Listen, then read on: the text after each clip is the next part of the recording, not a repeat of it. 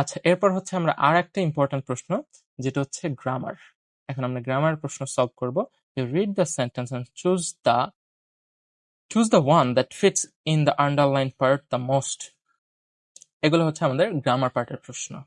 আমাদের সেন্টেন্সটা পড়তে হবে এবং এখানে যেটি শূন্যস্থান আছে সেখানে কোন সঠিক গ্রামার পার্টটা বসবে সেটা আমাদেরকে অপশন থেকে বাছাই করতে হবে। প্রথমে আছে কি হাজিমে মাসতে। হাজিমে মাসতে কখন বলে? কারোর সাথে প্রথম কথা বলার সময়, পরিচয় দেওয়ার সময় বলে কি হাজিমে মাসতে। ওয়াতাশি ওয়া ড্যাশ, ও আমি ওয়া বলে ফেলছি আর কি।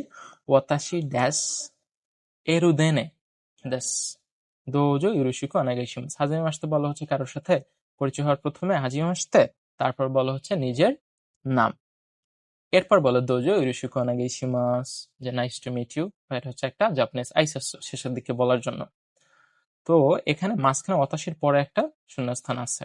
এখানে কি হবে? টপিক মার্কার পার্টিকেল কোনটা? ওয়া।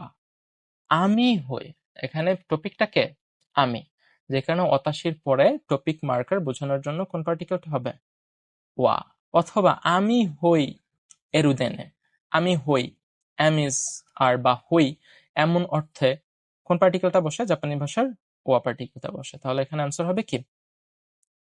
ওয়া পার্টিকেল। যদিও এরকম ছোট্ট যে জাস্ট ওয়া পার্টিকেল দিয়ে প্রশ্ন আসার পসিবিলিটি আসলে জাপানিজ ভাষার যে জেএফটি পরীক্ষা, আমরা যেটার আসলে প্রশ্নগুলো দেখতেছি ওখানে আসলে নাই। কেন?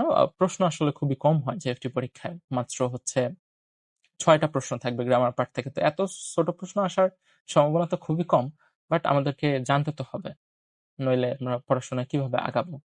যেখানে আমাদের প্রত্যেকটা জিনিসই আমাদের পড়তে হবে কেয়ারফুলি, বাট একই ধারে আমাদের হচ্ছে জানতে হবে আসলে কোনটা বেশি ইম্পর্টেন্ট, যেটা আমরা সামনে যখন প্রত্যেকটা টপিক আসবে তখন আমরা সেটা সম্পর্কে বলবো। তো এখানে আনসার হবে কি?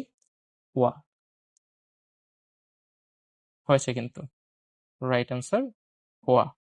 ওকে, এরপরে